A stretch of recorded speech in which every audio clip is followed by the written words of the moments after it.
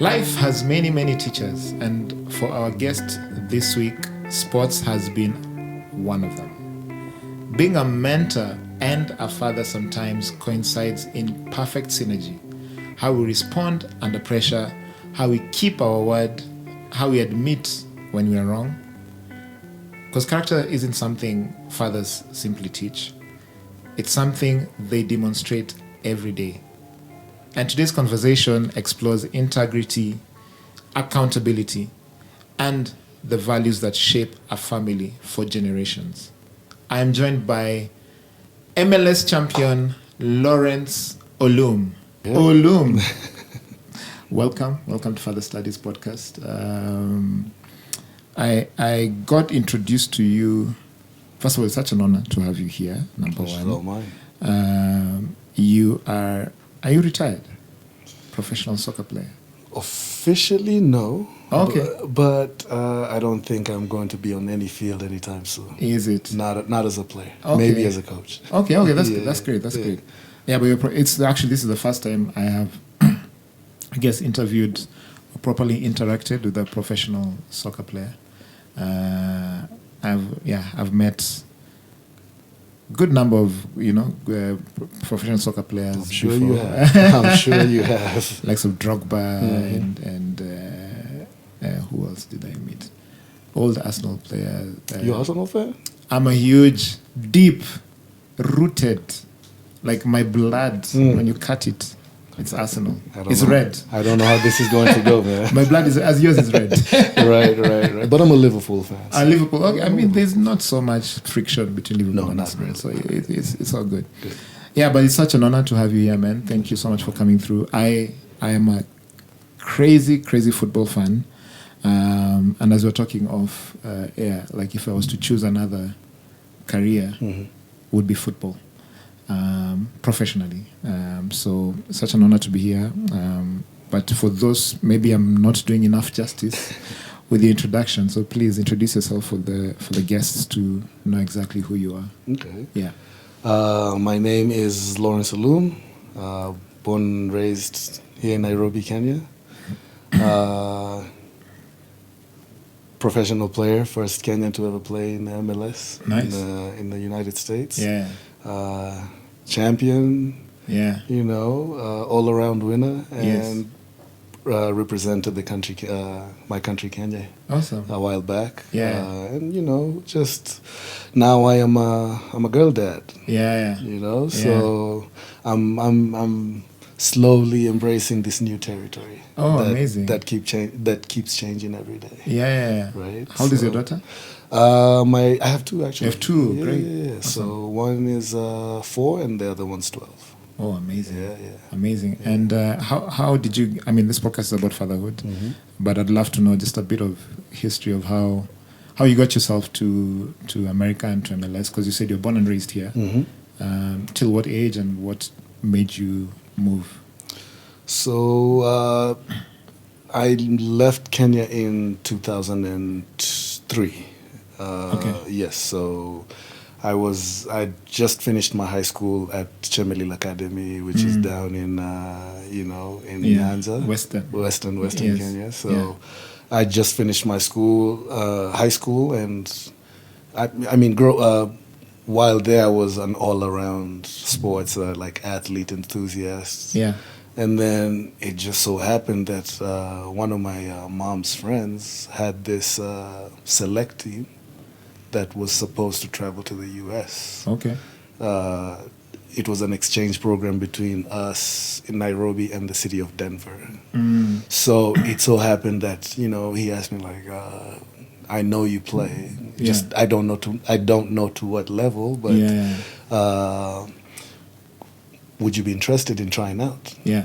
So I tried out for that team. Nice. Made the team. Of course.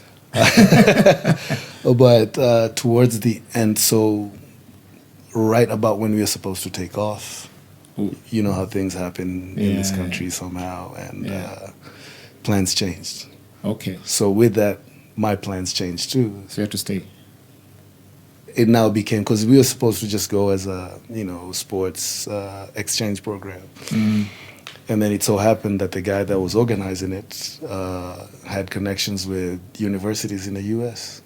Shout out to Coach Boba Yugi. Yeah. Yeah. So he set it up to where when that project kind of like stalled, I don't want to say failed, stalled. Yeah. He asked us, if we were open and willing to go study. So the first question was, do you have the grades for it? Yeah. And it so happened that, did okay. So it switched from sports to now. Yeah, now education. It's education, but with the chance of being a student athlete. Yes. So scholarships and all that. So I didn't know. I never knew about this until that moment. But I think through mysterious whatever, I was ready. Mental, like with grades wise. Yeah. I had passed my schooling. Amazing. And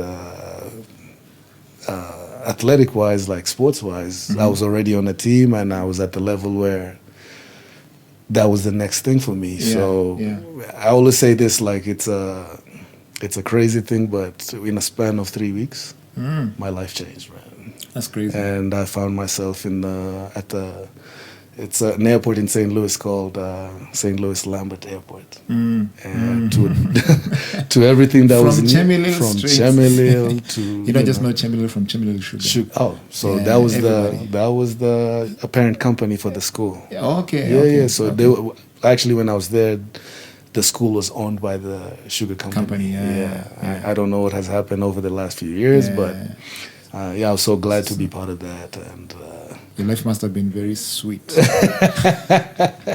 we were not struggling for that. So so it was always a good time. But my story is a little bit, so I don't want to call it weird, but opportunity met somebody who was prepared. And I took it, and I took it running. Amazing. So when I left the country here, the thought was not to become a pro athlete. It was always study. Parents' background, they played sports. Oh, they did. But so to them, it was like, this is your chance out of the country. Go make something out of yourself. And it was on somebody else's dime. They were paying for everything. So it made the choice for them a lot easier. Not having to, pay and all that. So I remember the last thing, they were like, all right, now it's your turn. Go make something out of yourself. In a nutshell, that's how I left the country. And then once I got there, played my first year, my first proper football coach was like, Lawrence, you got something different. Wait, football is... football is soccer. Okay. I mean, we'll just use it as soccer. Football, but he's like, you have something. I don't know what exactly it is, but you have something you can offer. Or football has, if it's something that you want to pursue, these are the lines, this is what you can do, and I'll help you. And just like that, oh, great. 20 years later, MLS champion, Open Cup champion, toured around the world, played football. So something that started so out of nowhere ended up becoming this grand thing that changed, the lives of my life and the lives of my family members. Amazing. That's a great story, to be honest. And congratulations on all that you've achieved. You inspire a lot of us and everyone else who's younger, who's like, that is where I want to be in life. And now,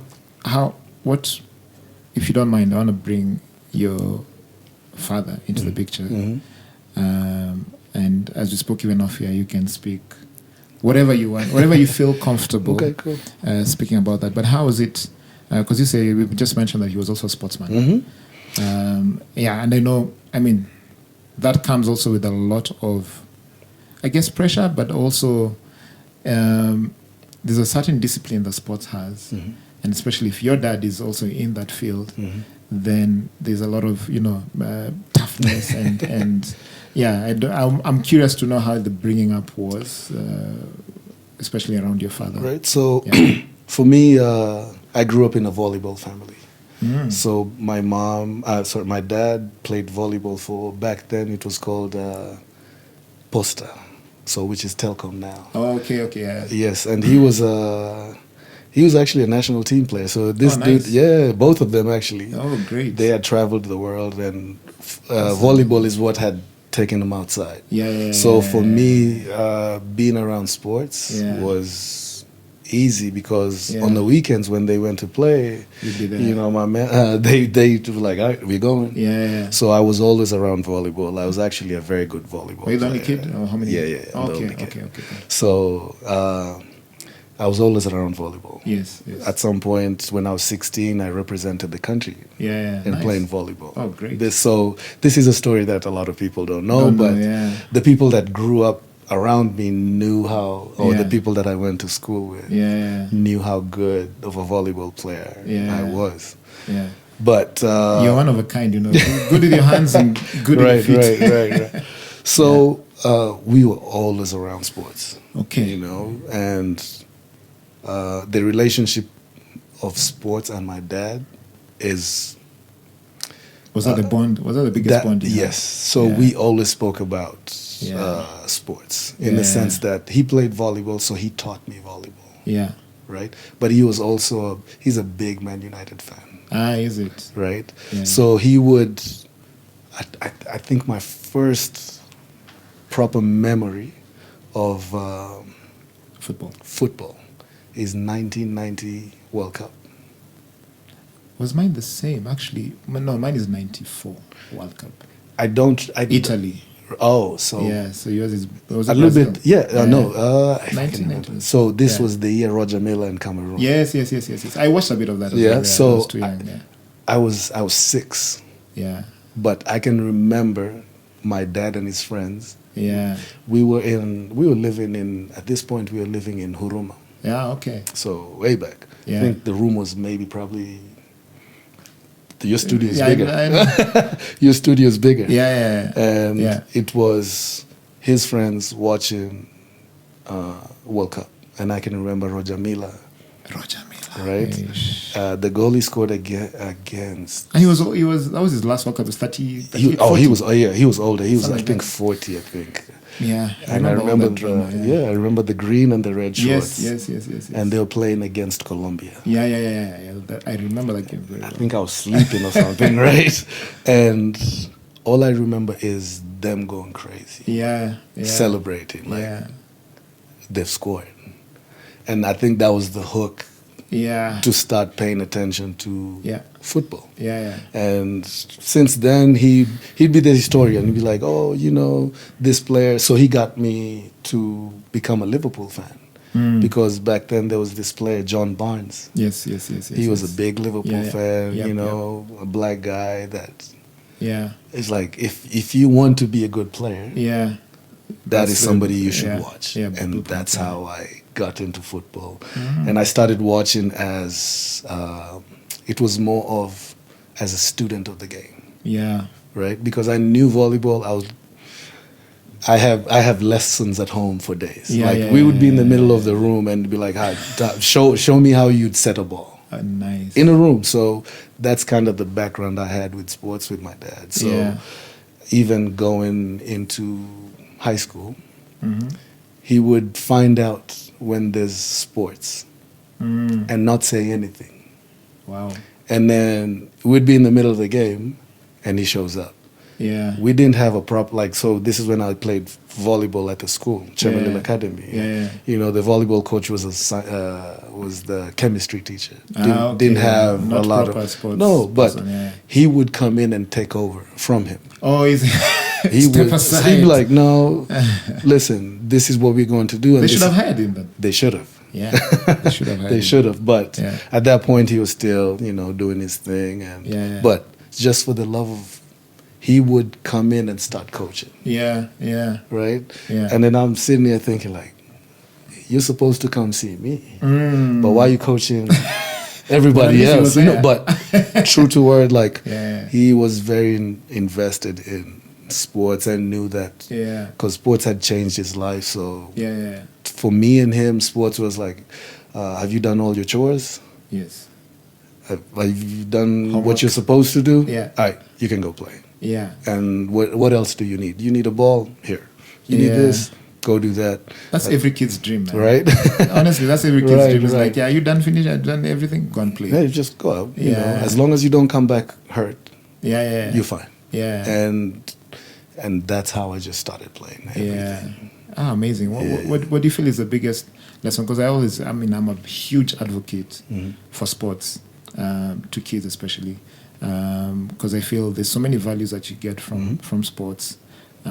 It's great for your health. Like you get to live a lifestyle that is sustainable and long term. But what do you say are the values that your dad instilled in you through sports? Through sports. That you're like, as a young man, maybe you didn't even understand when you're younger. You're like, Right. hey, dad, man, you're being too harsh. But then later on in life, you're like, Right. makes sense. One thing that I can honestly think now is resilience. Yeah. You just had to be resilient in whatever you're doing. There's some games that you're winning. Yeah. Some games you lose. And Yeah. then some days you'll go 3-4 games without winning. Yeah. So how do you cope with that? Do Yeah. you give up? Yeah. So just like, hey, be resilient, go work hard. Like Yeah. come back, find out what do you need to get yourself to the next one. Yeah. You know, so Yeah. I used to play with grown men. Yeah. When we were playing, it's like, no, that's the next challenge because kids your age you're better than. I won't let you keep playing with them because you're not growing. Exactly. Right? Yeah. When it comes to volleyball one, which he did, he'd be like, no, you're going to play with older, you're going to play with us so you can get better. Yeah. Football, you can go play with your friends. Yeah. Because he wasn't in in his as much. Yeah. But even at home, between me and him, we would go out in the back and just have foot skills together. That's great. This is back in when this was unheard of. Yeah. Right? Yeah. Back then, not a lot of parents would play ball with their kid. Yeah. But he was already around that space. Yeah. So it was only natural because that's how we connected. Yeah. Be like, go get your ball. We're going to pepper. Do you feel a lot of that has also kind of, have you learned from your relationship with your father through sports and now with your daughters, and I'd say probably especially the eldest one, who's 12? Yeah, 12. And yeah, I do know she's also into football, is she? Not yet? No? I'm not supposed to say this. No. It's not that. It's one of those, for me, the relationship I had is, if that's what you want, we will support you. Yeah.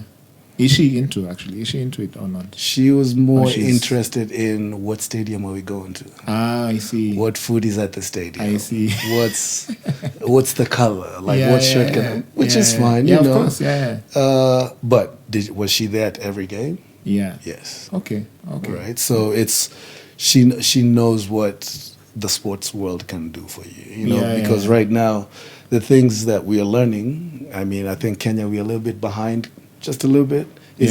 Sports is so much more than just people playing on the field. Of course, there's so you many have managers, you have so many things tied to it. You know, marketing, everything. So and then And you can be the president of a team. Yeah, exactly. Yeah. Right? Yeah, you don't have to be the player. You don't have to be the player. Yeah, so yeah. just being around that type of environment and noticing, like, you know, Network, like on game days we'd have activities for kids and how can we get them into the game. Somebody's running a full department on something like that. So she's at this game seeing all these things and she's like, okay, I might not be into the playing, but I'm interested in this. And then she's like, who manages your schedule? Yeah. I'm like, okay, I can be an agent. I can be Yeah, a sports exactly. agent, you know, because she's been around me the meeting, ecosystem. me meeting my agent and all that. So, okay, so this is the guy that is making all these things happen. Yeah.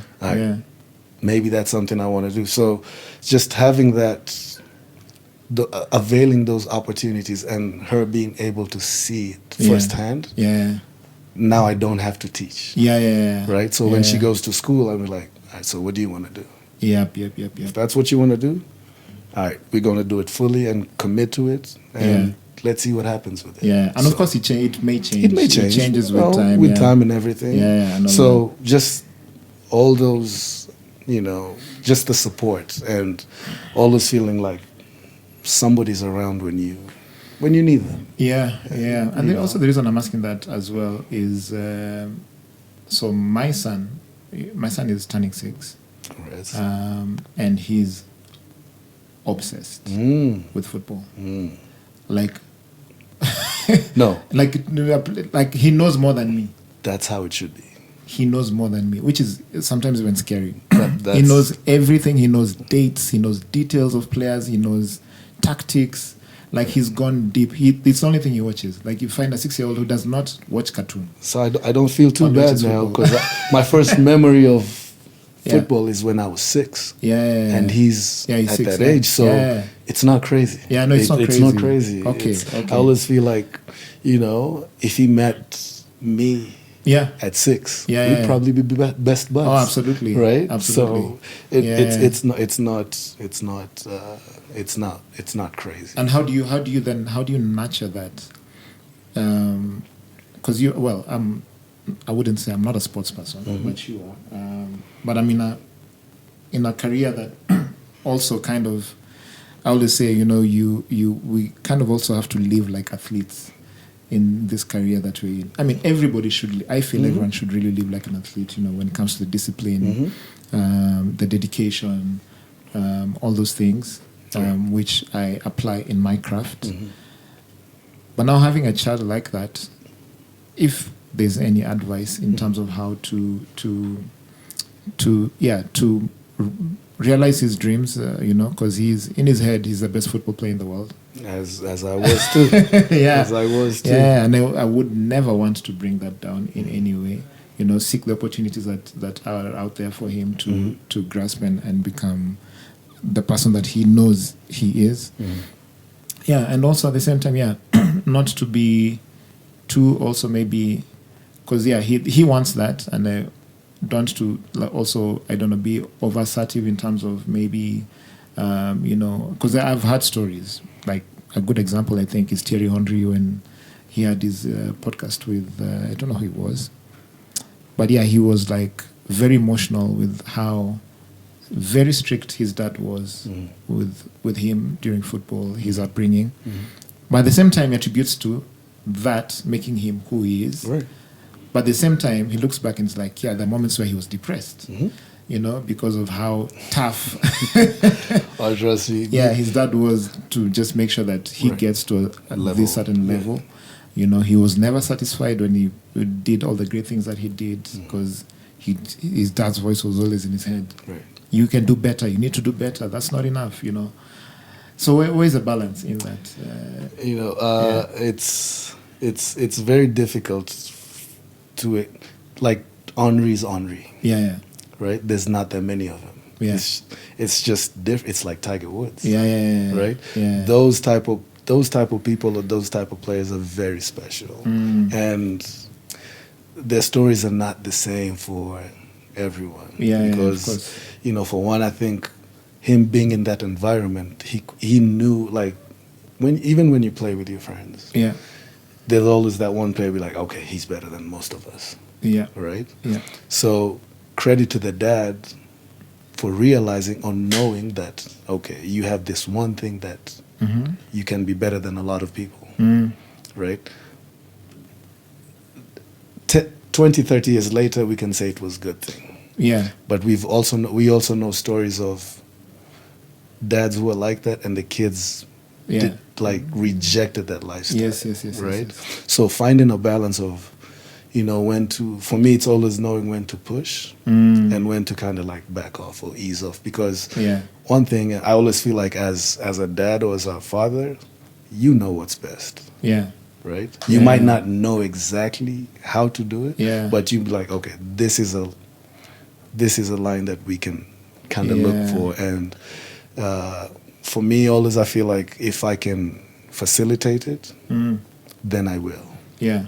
Because say, for example, when, for example, I now I'm a coach, I coach. Nice. I coach both girls and boys Yes. from ages 6 to 19. And you have an academy, right? Yes. Here in Kenya. Yeah. Yes. Yeah. But in the States, I work for Metro Lions, which Yeah. is a soccer club there. It's just, even when I talk to the kids, it's always like, is this something you want to do? First thing. Yeah. Is it something you want to do? They have to be Yeah, the you ones have to to make Yeah, I can't. choice. And then Yeah. so if once they accept this is something I want to do, and then the conversation becomes, I will push you Yeah. when I feel you need to be pushed. Okay. And they already know. Yeah. And then in the next advance. thing is like, I also need you to let me know If how you it's feel. true. Yeah. How you feel. Yeah. You know, so one of the first things, one of the coaches that I followed, worked with him, he was more, the athlete is more than an athlete. The first thing is you're a person. You're a human being. Yeah. Right? So if you're okay, then we can talk about football. Yeah. Right? So there's far extremes that we can go to. Yeah. It's just always finding a good balance to where you don't lose them to the other side. Yeah. Of where they resent the sport, or Yeah. you know, it becomes to where, what if it doesn't succeed? Yeah. Then will I resent you for pushing me for the last 20 years to become this thing that I never became? Yeah. You know? But for me, it's always been finding a balance to where, as we do all these things, there's other parts of life that I can teach you while doing Of course. it, right? So Mentorship, sports is one of them that, like football, for example, for me, it's how do I maneuver being around different cultures, people that I don't know. How do we get to like, you know, get together to where we can solve problems together? Yeah. Right? Yeah. I know what you're good at. You know what I'm good at. Can we put it together? You know, so such angles is where it was more like, how do you make friends? How do you, all these things that you're not taught without, you know, it's not intentional. Yes. So stuff like that is, there's so many different angles of sports that I use every day in my life that I attribute. Yeah, it's true. Now, 30 years later, I can be like, oh, I remember now, he used to tell me this. The wording is different. Yeah. Right? So, for example, like, oh, coach did not play me today. Yeah. So, you know, being the typical African dad back then, it'd be like, the first question is, why are you not playing today? I can't tell him, like, there's 22 other players on the team, and we all can't play at the same time. Yeah. Right? Yeah. So it's like, so is it something that happened? Are you not good enough? Like, no. Yeah. And some days, maybe I'm not good enough. I didn't train. Those days happen. Like, I didn't train well. The coach thought I wasn't up to, like, all right, so what are you going to do about it? Yeah. Right? You have to have a plan. And then if everything else, like, all right, so now, he was the first person to tell me, like, go speak to your coach. He would not go speak for me. Yeah. He'd be like, all right, now you're 12, 13 years old. Yeah. You can go speak. Go speak to him. I'll stand back here, though. Yeah. And I'll go make the introduction, be like, hey, this is Lawrence. What do you think? And then he'll step back. Yeah. Like, so he's like, all the questions you asked me, instead of asking me, now ask him. And that's kind of learning. I learned how to advocate for myself. Yeah. You know, trying to learn how to deal with authority, because the coach is an authority. It's an authoritative figure. Yeah, gaffer. Yeah, right. So learning how to know how to talk to him. Yes. So respectfully. Yeah. Because at the end of the day, if I'm disrespectful, I'm never going to play again. Yep. Right. Yep. So even when I was playing at the pros, there's some days you don't play. Weeks go by, you don't play. Yeah. So do you lose your head? Yeah. Because we've heard stories of players throwing their hands at the coach or fighting with the coach. We've seen all of that. Right? Yeah. So, first of all, like, are you somebody that people want to work with? That was half my career. Yeah. You know, I attribute so much, like, again, I'm such an advocate for sports, because also life lessons, I feel a lot of life lessons that even I learn, I even through watching sports documentaries and being well, football is my number one sport. National is my number one team. We're not going to hear the end of this one, huh? But yeah, I get so much, like I find that so many lessons through even following a player's career and seeing all the ups and downs and, you know, all the things that they have to go through. Like football players perform at the highest level and the fans don't care whether you had a fight with your wife at night, whether you didn't sleep well, whether you have a stomach. Like, it's just, we are here to watch you perform at the highest level. Right. Also, at the same time, there's a lot of mentorship, as you say, around football and sports in general. That is almost like, kind of like, I've seen situations where players are like, yeah, this guy, Ferguson, was like my father, you know, or even sometimes more of a father than my actual father. Yeah. Was there someone like that for you that was like a second dad for you that you're like, yeah, this is the person that really took me in? For me, it was, I remember I went to boarding school when I was 11 years old. I went to St. Mary's Mosocho in Kisii. Yeah. So, kids, you're around 500 other kids. Yeah. And there's 14 teachers. Yeah. No one has the time to kind of come and baby you. Yeah. For lack of a better word. Yep. Right? Yep. So it was automatic that we had to learn how to live with each other. Yeah. I have friends that I went to school with. I am friends still today. Like, I know if I picked up my phone today. Yeah. He will answer on the second ring. Yes. And we went to primary school together. Oh, great. Right? So, and it was through that, like, learning how to depend on somebody else that, you know, is not your kin. Yes. This is just, and you kind of form a bond that we know we've been through things together. And this is the same as that what you were alluding to earlier is football. Yeah. As a fan, we only see 90 minutes on the weekend. We never see what Monday to Saturday looks like. The game is on Sunday. Yeah. We never see, as fans, we never see what Monday to Sunday looks. I mean, Monday to Saturday looks like. Yeah. So, like you said, no one cares if your wife is divorcing you. You're going broke. Your house burnt down yesterday. Yeah. That is the part that no one ever sees. We just want to see this and this and this. Yeah. And I always say, like, human beings are not like tools. Yeah. Like, when you have a spanner, it's supposed to tie something. It will always do that. No regardless. Yeah. Right? But as a human being, for you to perform at the highest level, even in your craft, like, you have to be okay mentally with that situation. It could be a bad situation, but you're okay with that situation, because I know artists do. You turn a bad situation into a lovely story, a song, and it goes crazy, right? But with football, you learn how to. It's now time to detach that. And at this moment now, I'm not the dad now. Once I'm in the lines, I am now just a player. Right? And kind of going through everything, that's how I learned how to separate a lot of things. Right? This is now time to do this, and that comes from repetition. You know, I'd have friends be like, Lawrence, what are you doing today? I'm like, man, I gotta go practice. Football is also football career is a very what's the word? It demands a lot from you, of your time, your dedication, and everything. How do you get to balance that? And we're talking about just fatherhood. How do you get to really create time for your kids as you're going through an extremely professional career? And of course, if you're married, also with your partner, but focusing mostly on the kids as a father. Like what's the, or even both, I guess. But how do you? I can remember the first time I played in Malaysia for 1 year. Okay. How old were you? This is 2014, if I'm not 14. 2014, yes. I think I was 33, around there. I can't remember. I don't want to do the math right now. It'll show my age. It doesn't matter. It'll show my age.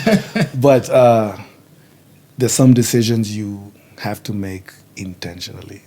knowing sometimes that it might not favor Yeah. the people that you're with. Yeah. For example, just uplifting somebody, changing their life from right here and moving them to a foreign country where they have there's no support, and now they become they're your only support system. Yeah. Because you're with them all the time.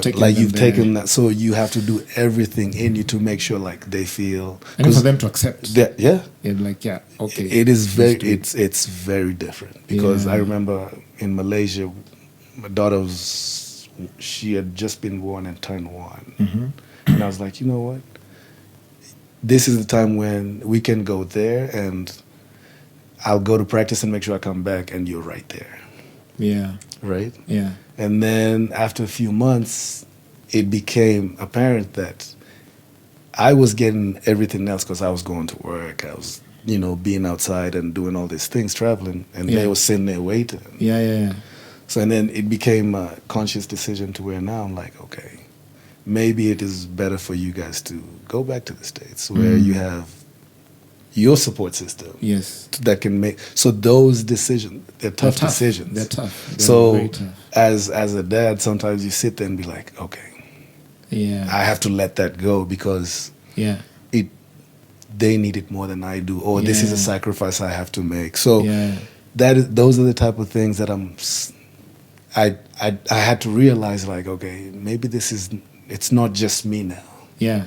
I have to make a different decision or take a different approach. It's almost like a borderline between being selfless and being selfish. Yes. It's like and depending on the lens or who you ask, and they'll tell you oh, you being selfish. Yeah. But I'm like, this is me being selfless by saying, you guys can go do that, and I'll stay here. Yeah. Right? Yeah. So depending on who you ask, the answer becomes it's very different. Yeah, I've always wondered that, because, I said it's extremely demanding, and at the highest level, and even not necessarily at the highest level, even median level, it's still extremely And one other thing I always say is, it's a very lonely life. Yeah. Because it's only you. Even though you have your family and everything, you're still the only one who's playing. Yeah. Right? And you're competing against a billion other players. Can you imagine how many people aspire to be in that position? In a world of 7 billion people. And mentally as well, because I've been trying with this question for a while when it comes to football. Is there encouragement from your coaches for players because I think they want you to be stable early enough in life so you can focus on football. And stability could mean get married early and have kids early so that you're in this, focused. Is that a pressure that's there in football? Because there's so many players that I know are married at 22 and have 3 kids. And I'm like, how? And what does that do to you as a man? Because also football is a short career. By 35, you're lucky if you're still playing at a high level, right. Right. And 35 is, life, as you say, begins at 40. Right. So you're like, okay, you look back, you're like, wow, I have 5 kids. Right. I'm 35. And I'm just getting out of this career now, getting into the next phase of your life. But take me through that. I think everyone is different, depending on your upbringing. There's some people need that, through their. I'll speak about people I know, like the South American, Central American. That culture is different. They're family is very big for them. So the moment you can start your family, and if you can afford it, you start it early. Yeah. Right? That's just them. Yeah. And then there's other cultures that be like, nope, I need to be able to be stable, be able to provide and do all these things. So I'll wait till I'm later. Right? So for everyone, it's different. And it's just fine. So that's where good coaches and good managers come in. Yeah. And when you hear stories, a coach will see a player and ask him like, hey, how you doing? How's your family doing? How's your mom doing? Yes. Because they know that's what's important to you. Yeah. And then you hear stories, you'll be like, clubs are making it to where families now can, like the players here and the families right next to him, like they make it easy for him to be like, not to think about, is my family okay? Yeah. You'll see right now, every time a player scores, they're looking up in the stands. Who they looking for? Mom. They're looking for someone. Yeah. And clubs now know that that is something major that we need to Okay. focus on. And, oh, that's the family section. Yeah. So now you're not guessing. Yeah. If you go to Nyayo Stadium today, is there a family section? No. So the players doing all this and always turning around, trying to feel where everything is. Yeah. So for me, it's just having that security or assurance of knowing like they're taken care of. Now I can focus on this one for this part at this moment in time. Yeah. So it was. Well, I've always wondered, just I guess maybe earlier on it wasn't. I don't think there was there focus in the 90s, for example, on like mental wellness, and I guess it's always been there. Maybe I don't know, but maybe it's a bit more. It was not as prevalent as now. Now people actually focus on the mental part. I remember somebody, even growing up, like you get injured, somebody would be like, "Can you play when you're injured? Like we really need you. Play when you're injured." 20 years later, if I saw a kid injured, I would never let them play. Yeah. Because I am doing more damage than anything else. Because what if they go back and play injured and hate the game and associate pain with the game? Yeah. So now I've lost them already. Yeah. Right? Yeah. And there was this thing that for you to be tough, you have to play through pain. Yeah. Yeah, it's not it anymore. No. And it's not that we are softer. It's not. No, it's just the stakes are much higher. Yeah. Right, Yeah, to be true, playing through pain. Yeah. If it's a business, if it's your business. I mean, Declan Rice has played the whole season through pain. Right, but he knows. No, I know that's the Arsenal in you talking. So that next season when he comes back, you're like, Right, but I'm sure, even through that, he. Just because of the environment that he's in. Yeah. He's well taken care of. It's pain that he can manageable. manage. Yeah. Right? Yeah. And they're giving him all the support to make sure that he can play through that type of pain. Yeah. Right? We don't know what exactly, we don't know the severity, but I'm sure the people around him, which in our case now with the fathers, can we make sure that going through all that, you're okay? Can you go through it? Yeah. So that's how I can equate it to. Okay. Yeah. Okay. Cool. All right. Cool. So as we wind up, you're father of two amazing daughters.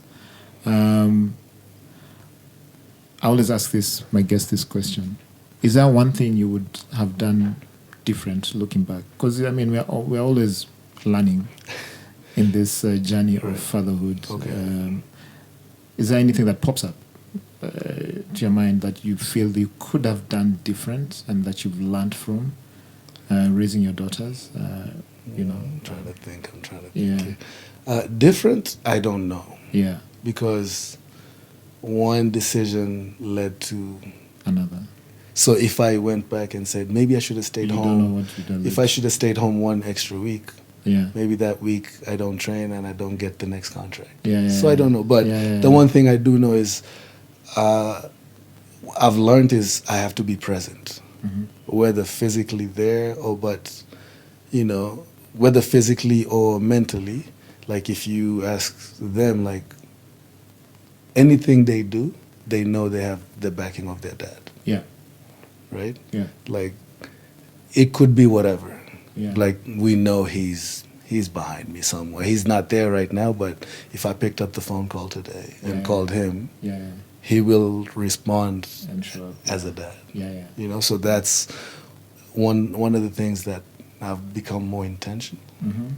And I talk to them and let them know. And sometimes it's the way you feel right now is not going to be the same way you feel tomorrow. But how do we go through it? Yeah. And my job now is how do I facilitate that? And that's how I approach it. Like, whatever it is, I'm just a facilitator. Yeah. Right? Yeah. You have your mom. Yeah.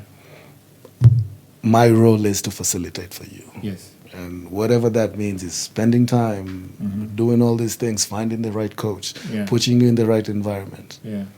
That's to give you a chance. Yes. Because this life is hard, man.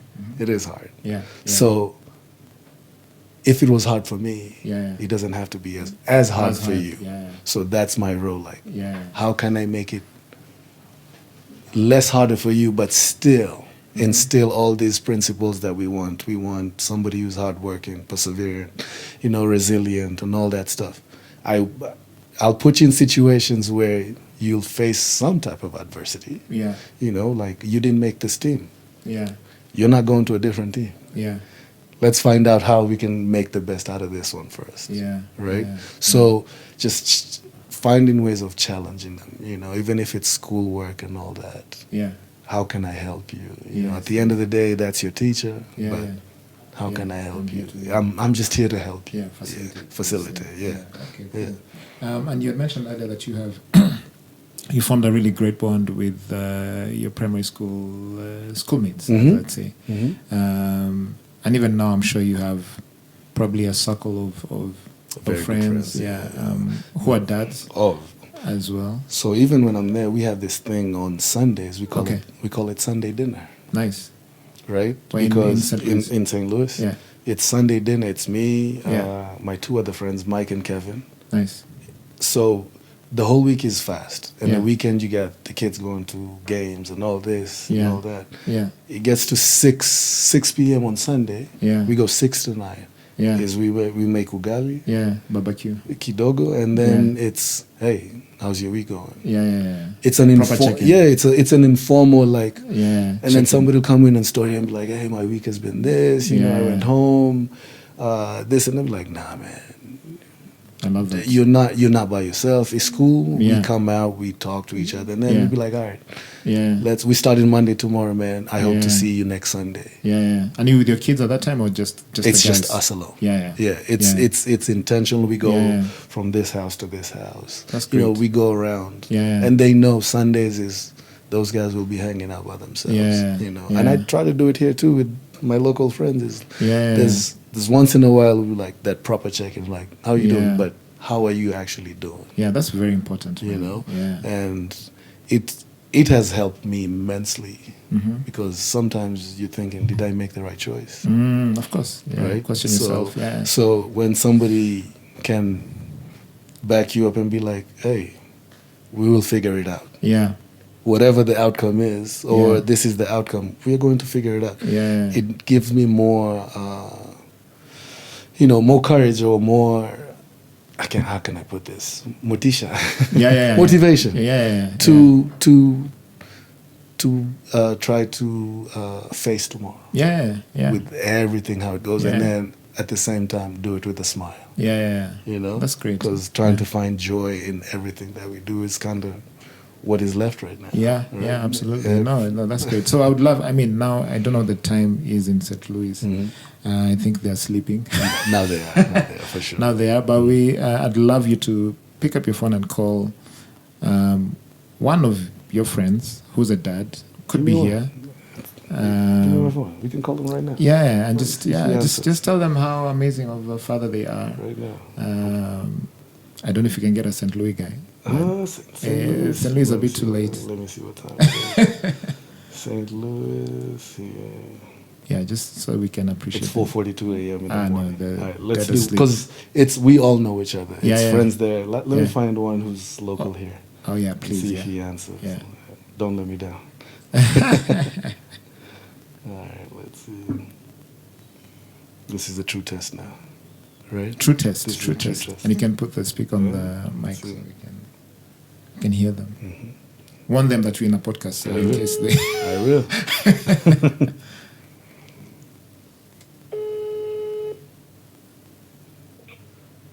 Hey, Niaje, thank you for answering. All right, Ukukwa, you're in a podcast right now. Niko na Polika wa Sauti Sol. And and we are talking about fathers. So this is one of my really good friends. His name's Jonathan. Oh, great. And we go through everything together. So Jonah, he's a dad of 3. Oh, great. And his son Asha Yeah. plays football too. Oh, amazing. Yeah, Yeah. really good. Yeah. So Hey, Jonah, I just wanted to call you and tell you, man, you're doing great things as a dad. Cool. As a dad, keep doing whatever you're doing. I've seen what you've done with your kids, the two older girls and the boy. And if anything, man, you know I'm always here for you. Well, you're always here, so it's important for us to always remind each other that. Because you also do the same. Right. Yeah. Cindy. Do the same. Yeah. Yeah. But thank you for answering, man. Cindy. Thank you for everything too. Wazi. Yeah, man. Shukran. Okay, cool. Bye. Great stuff. I always like to do this because I feel as men, we don't, even as human beings, just don't call someone, just tell you don't know the kind of day they're having. You don't know, you just don't know what they're going through. And just that one assurance can Changes the trajectory. Kabisa, Like this. Yeah, bless up. And I'd love to give you your flowers as Thank well. you, man. For being an amazing dad Thank you, and actual physical flowers. One Oh. of them.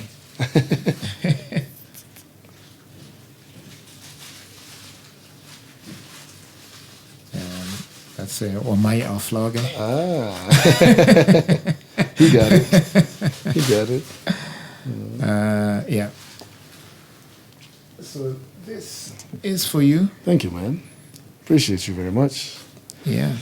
It's not every day that you get Men get flowers flowers. from somebody, Exactly. you know. Yeah, So yeah. I wish I knew I would have brought mine, but Yeah. you know, like I told you off Yeah. air, I'm first of all I'm a fan. Bless. Bless. Like the work that you do, Yeah. I can only imagine.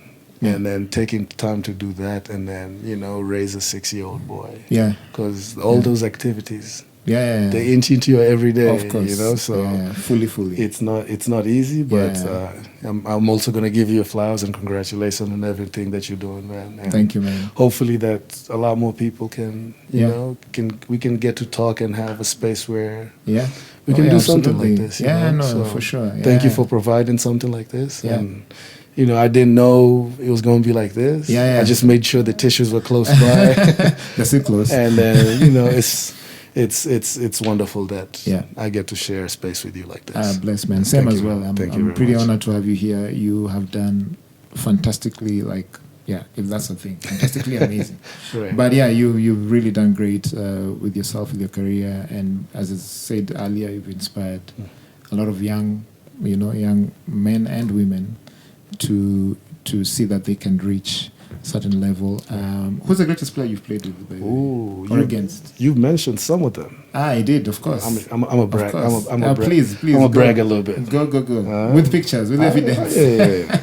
Have you exchanged judges with? Yes. Okay. I'm gonna try to find one that is close to you. Please. Ooh. Is that good enough? That's my favorite player, man. Right. Thierry Henry. Right. So he's somebody I can call up here because we played against each other for like 5-6 years. Yeah. So Yeah. that's just one of them. We got the Yeah. Pirlos, we got Drogba. Of course. We got Lampard, you got Yeah. Steven Gerrard. Played Yeah. against them. So Amazing. yeah, man. So Great. Thank you. And then for your 4-year-old, and so the book first. I want to give you one of the books. Excellent. Just one of them. So this is part of the books that I have written together with co-author called Melissa Wahu. And the whole idea is to have quality time with your kids as a dad. And story time is one of them. Kids love stories. For sure. I feel like, they love stories from their dads as well. So this is a book that's me and my son. Thank you, man. And you can. Thank you very read much. that to your 4-year-olds. You'll see something with it. So Amazing, appreciate you, man. amazing, bless. I'm sure. And one more last gift. We don't stop giving. So this is packaged by one of our partners. It's called Nara, and it's a locally made product. Very healthy product. I know you're a sportsman, so it was No, still is. Still is. Always is. Still is. So this is granola and some cookies. I think you knew me before. Clearly. My thing is they call me a Cookie Monster. Oh, is it? I'm a then big... Cookie Monster meets the other. Ah, there you go. Yeah. Two alike, man. Two alike. So yeah, Thank you. From Nara. Thank you very much. Yeah, full hands over there. I appreciate it. Yeah, man. I came empty-handed, and I'm leaving with a lot of things. But thank you so much for coming. No, thank you for having me. Yeah, have a lovely rest of your time here. I know you're leaving soon. Yes. And when are you coming back? You don't know.